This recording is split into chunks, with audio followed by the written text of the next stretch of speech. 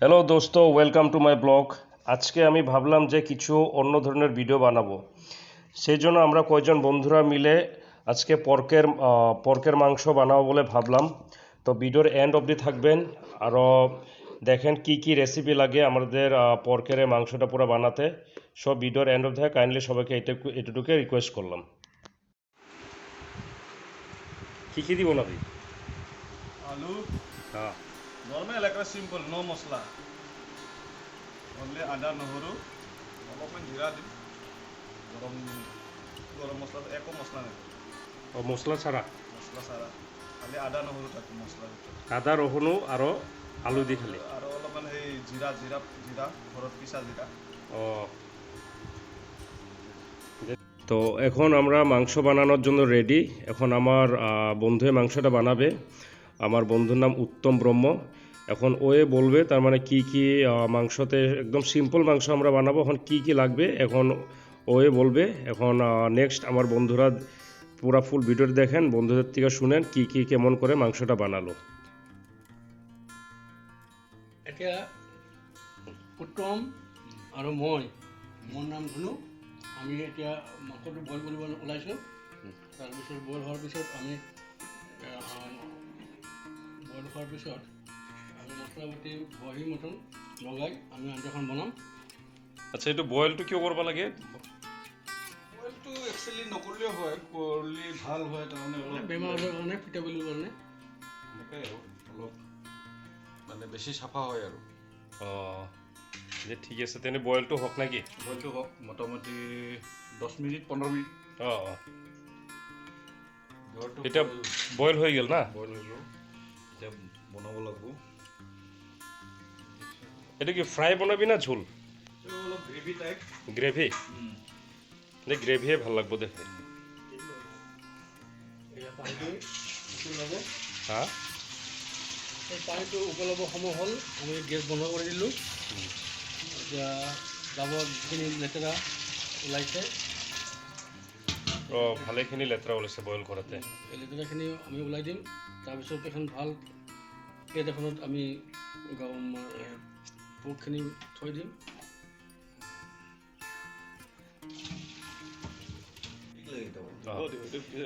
তো এতিয়া আমাৰ পৰ্কটো বনোৱাৰ কাৰণে যি যি আইটেম লাগে সেইগিলা সব ৰেডি হৈ গ'ল।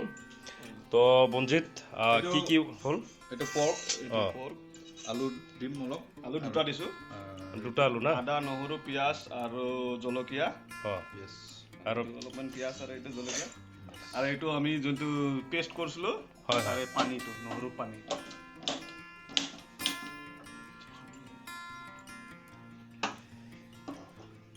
এতিয়া ডাইৰেক্ট আমি গ্ৰেভি কৰি দিম নাকি ফ্ৰাই কৰি দিম? হ'ব আৰু গ্ৰেভি হ'ব আৰু এইটো আমাৰ চিম্পল খানা, আমাৰ বেচেলাৰ টাইপ আৰু আমি যেতিয়া স্কুলত কলেজত পঢ়ি আছিলোঁ বঙাইগাঁৱত আছিলোঁ হয় হয়। তেতিয়া আৰু মই আৰু গাহৰিৰ চৰ্বি দি অলপমান তেলটো ওলালোঁ, কড়াইটো অলপ গৰম হ'ব দিম। তো কড়াইটো অলপ গৰম হওক নেকি? আন্ধাৰ হৈ আছে ন? অলপ তেল ওলোৱাৰ কাৰণে এইটো দিলোঁ, চৰ্বিটো তেল ওলাব। অঁ, এইটো মানে তেল চাৰা দিব লাগে না? গাহৰিৰ পৰা একচুৱেলি তেল নালাগে, আমাৰ যোনটো আমি খাই থাকোঁ যোনটো মিঠাতেল বুলি কওঁ হয় হয়। সেইটো নালাগে বাৰু। মেইন পিচ হ'ল গাহৰিৰ এইটো। হা হা, চাওক, চামৰা চৰ্বি আৰু মাংসও আছে। হয় হয়। আছে এইটো অঁ, ইয়াৰে পৰা গোটেইখিনি তেলখিনি ওলব আৰু? ওলাব। অঁ, আমি এক্সট্ৰাকৈ তেল দিয়াৰ দৰকাৰেই নাই, তেল নিদিওঁ। হয় হয়। অঁ, এইটো চাওক তেলখিনি ওলাই আছে লাহে লাহে। যিমান হিট হ'ব সিমান তাৰ পৰা নিজে মানে তেলখিনি ওলাব আৰু অঁ, যিমান মানে হিট হ'ব ইমানে তেলখিনি ওলাই থাকিব না? ওলাই থাকিব আৰু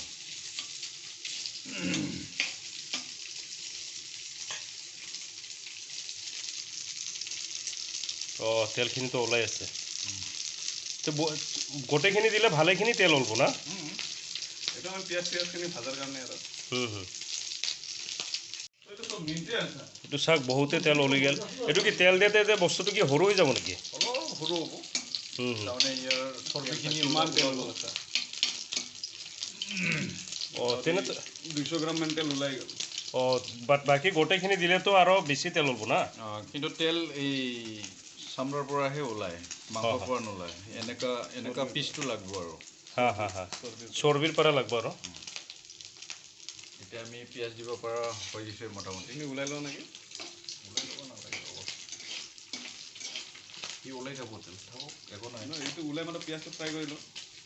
পিঁয়াজটো ফ্ৰাই হৈ যাব সি যিখিনি ওলি থাকব আৰু কি আচ্ছা আমাৰ তেলখিনি ওলাল এতিয়া আমি পিঁয়াজ দিম সেইকাৰণে তেল ওলোৱাৰ পাছত এই মাংসকেইটা উঠাই ল'ব লাগিব নেকি মানে তেল এই পিঁয়াজটো fry কৰি। চৰ্বিখিনি ওলাই অলপ সময়ৰ কাৰণে ওলাই ল'ম আৰু তেলটো ফ্ৰাই কৰি অঁ পিঁয়াজ ফ্ৰাই কৰাৰ কাৰণে তেলটো অলৰেডি হৈ গ'ল হৈ গ'ল আমি এক্সট্ৰাকৈ তেল দিয়া নাই গাহৰিৰে তেল এইটো অঁ পৰ্কৰে তেল এইটো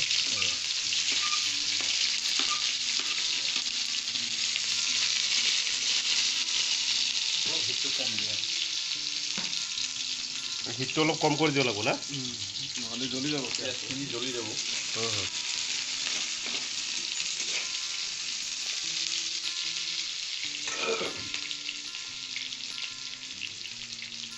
অলপ গ্ৰেভি টাইপ বনাম যিহেতু ভাতত দি খাব লাগিব ন।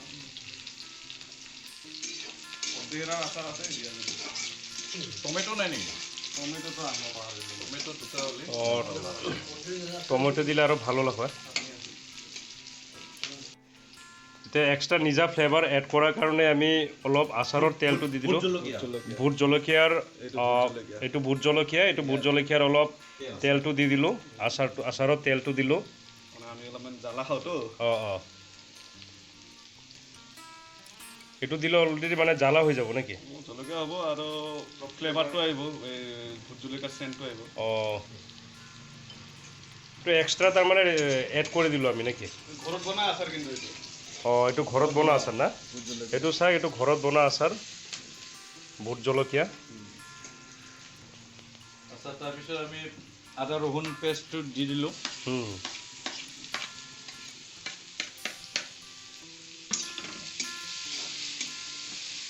এটা বস্তু ভাল লাগিল যে এইটোত এক্সট্ৰা তেলৰ কোনো ব্যৱহাৰ হোৱা নাই তাৰমানে যোনটো মাংসৰ তেল সেইটো দিয়ে মানে গোটেইখিনি পিঁয়াজ বা আদা ৰচুনৰ যিখিনি মছলা আছে চবখিনি গোটেইখিনি কোনো এক্সট্ৰা পেকেটিং মছলা নাই অঁ কোনো এক্সট্ৰা পেকেটিং মছলাও নাই আদা আৰু নহৰু আৰু জলকীয়া আদা ৰহুন আৰু জলকীয়া না অলপমান আমি গৰম হেৰি দিম আমি এক্সট্ৰাকৈ আমি জিৰা গুড়া দিম অলপ ঘৰত বনোৱাই জিৰা এইটো মানে ঘৰত গৰম কৰি যোনটো পেষ্ট অঁ এইটো ঘৰত বনোৱা জিৰা মানে জিৰাটো গৰম কৰি পেষ্ট কৰি থৈ দিয়া।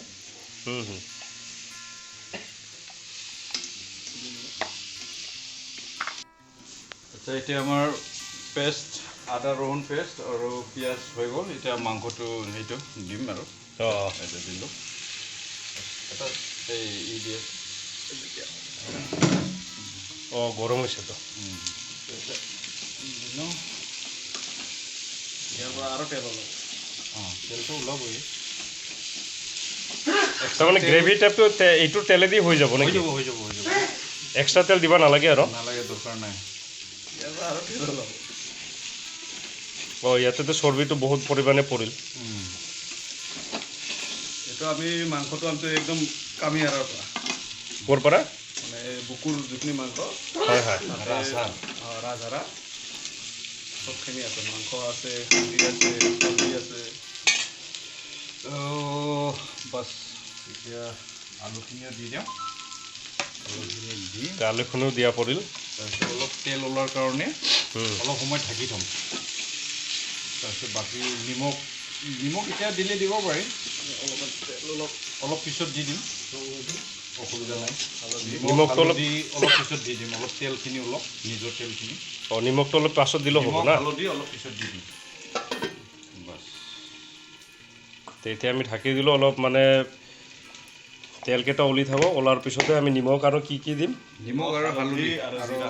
অঁ নিমখ হালধি আৰু জিৰাটো পাছত দিলেও হ'ব না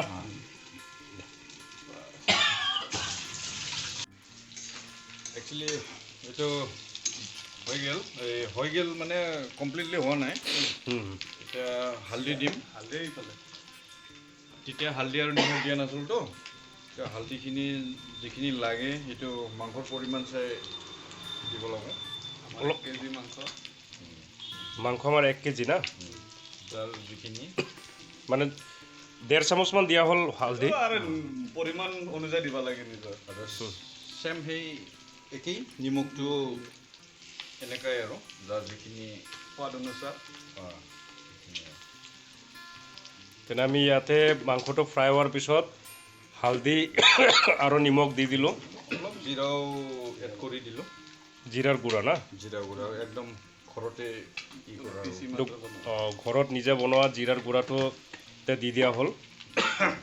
অলপমান লাৰি এতিয়া পানী দিব পৰা হৈছে আমাৰ।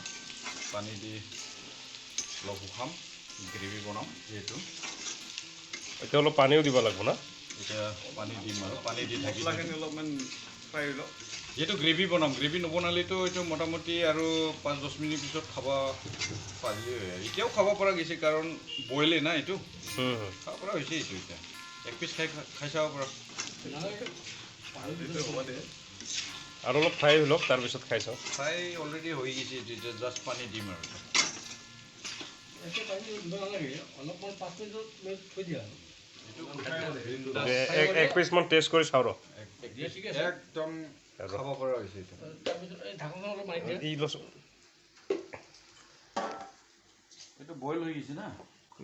কেনেকুৱা বহুতেই সোৱাদিছ হৈছে। নিমখটো চোৱা। নিমখটো ঠিকেই আছে। ঠিক আছে। নালাগিব নেকি ঠিকেই আছে। এইটো খাব বহুতেই সোৱাদিছ হৈছে। এক পিচ লৈ যাবি। প্লেট এটাত লৈ লওঁ। ঠিক আছে। প্ৰগ্ৰেছটো ঠিকেই আছে, ঠিক আছে। ফ্ৰাই হৈ গৈছে। এতিয়া অলপ এই আদা ৰহুনৰ পেষ্টটো দি দিলোঁ। এই পেষ্ট মানে পানীটো নহৰু পানী বুলি কয়। নহৰু পানী আৰু অলপ পানী লাগিব। এইটো অলপমান ফ্ৰাই কৰ। যিহেতু অলপ গ্ৰেভি বনাম, এইটো ড্ৰাই ফ্ৰাই হ'লেতো হৈয়ে গৈছিল মোটামুটি। যিহেতু গ্ৰেভি বনাম অলপ পানী দিব লাগিব। কালাৰো বেয়া হোৱা নাই চাগে। আমি কোনো শুকান জলকীয়াৰ পেকেটো দিয়া নাই, শুকান জলকীয়াও দিয়া নাই, মছলা লেছ। পূৰা মছলা নাই। অলপ টমেটো হ'লে ভাল হ'ল হয় না। টমেটো লাগিছিল, নাই যিহেতু আৰু বনালোঁ আৰু।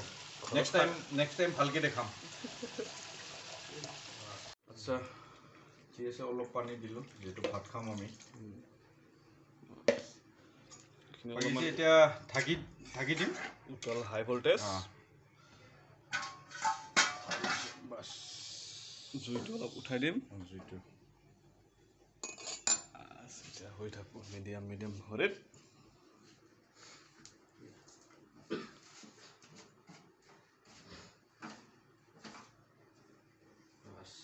অলপ ধনিয়া লাগিছিল।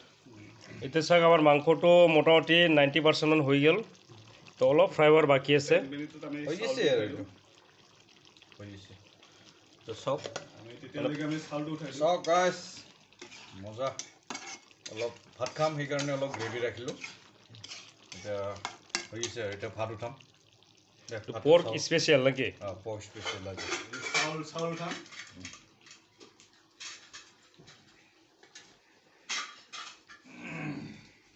তো আমাৰ মেইন কুকাৰ, আজি কুকমেন। আজি গোটেইখিনি ৰেচিপি গোটেইখিনি বনোৱাৰ কাৰণে আমাৰ মেইন যোনে কুকমেন আমাৰ উত্তম ব্ৰহ্ম স্পেচিয়েলি আনন্দ বজাৰৰ পৰা আহিছে। হৈ গৈছে এইটো। যিহেতু আমি 4জন মানুহ, 3 টেমা দিছোঁ। অঁ, নাৰিকলৰ টেমাত 3 টেমা দিছোঁ। আমি অসমীয়া মানুহ হয় ভাই। নাৰিকলৰ টেমাটো দেখাম নেকি? নাৰিকল টেমাটো গোটেইখিনি বুজি পাই দেচোন। নাৰিকলৰ টেমা 3 টেমা দিছোঁ 4জন মানুহ। মিষ্টাৰ ভাস্কৰ, এইটো আমাৰ মেইন আমাৰ স্পেচিয়েলিষ্ট আমন্ত্ৰিত কৰা মোৰ বন্ধু ঠিক আছে। ভাস্কৰ দাস। যুৱক, মই আনন্দিত তুমি মোক ইয়ালৈ পৰিয়াল লৈ আনিছা। খোৱাৰ কাৰণে বনাই আছে উত্তম দাস। এতিয়া আমাৰ পৰ্ক গ্ৰেভিটো হৈ গ'ল এতিয়া। টোটেলি মানে আমাৰ পৰ্ক গ্ৰেভিটো হৈ গ'ল। এতিয়া আমি গেছটো বন্ধ কৰি দিম। এতিয়া ভাত চাউল উঠাম আৰু এতিয়া আমি 4জনমান আছোঁ। 4জন খোৱাৰ কাৰণে এইটো গাইজ চাওক দেখাতে অলপ কিমান গ্ৰেভি হ'ল। আৰু কমেণ্ট দিব, নিশ্চয় মানে কমেণ্টছ কৰিব কেনেকুৱা হ'ল। কমেণ্টছ লাইক কমেণ্টছ লাইক হওক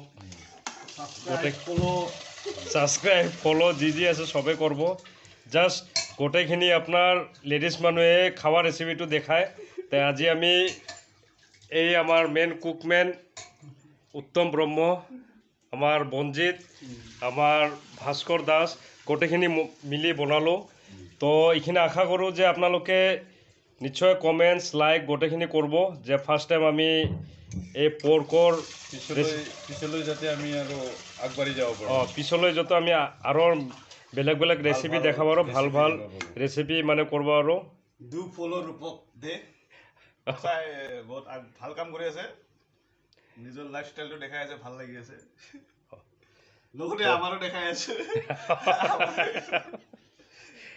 ঠিক আছে থেংক ইউ এইটো গাই চাওক আমাৰ পৰ্ক ট'টেলি মানে এতিয়া পূৰা ৰেডি হৈ গ'ল এতিয়া খোৱাৰ কাৰণে এতিয়া আমি ভাত বনাম ভাত বনোৱাৰ পিছত ডাইৰেক্টলি আমাৰ ভাতেদি পৰ্ক খাম এইটো চাওক কিমান গ্ৰেভি হ'ল কোনো ইয়াতে আপোনাৰ তেল বোলা বস্তু দিয়া হোৱা নাই আৰু কিছুমান মছলা দিয়া হৈছে একো মছলা দিয়া নাই মছলা চৰি একো মছলা মানে কোনো ধৰণৰ বাহিৰা মছলা বা কোনো ধৰণৰ মছলা দিয়া হোৱা নাই খালি আদা ৰহুনো আৰু জিৰা দিয়া হৈছে জিৰাটো যোনটো মানে ঘৰত বনোৱা আছিল এইটো চাওক কিমান গ্ৰেভি হৈ গ'ল তেল মানে বিনা তেলেৰ এইবিলাক যে তেল আছে না চব গাহৰিৰ তেল এইটো আপোনাৰ যোনটো গাহৰি আছে গোটেইখিনি আপোনাৰ পৰ্কৰ তেল গোটেইখিনি আপোনাৰ গাহৰিৰে তেল এইটো গ্ৰেভিটোত আপোনাৰ হেৰি এই আদা নহৰুৰ পেষ্টবিলাক গ্ৰেভিটো গোটেইখিনি আপোনাৰ আদা ৰহুনৰ পেষ্টবিলাক কোনো এইখিনিত আপোনাৰ এক ফুটা আপোনাৰ তেল বোলা বস্তু মানে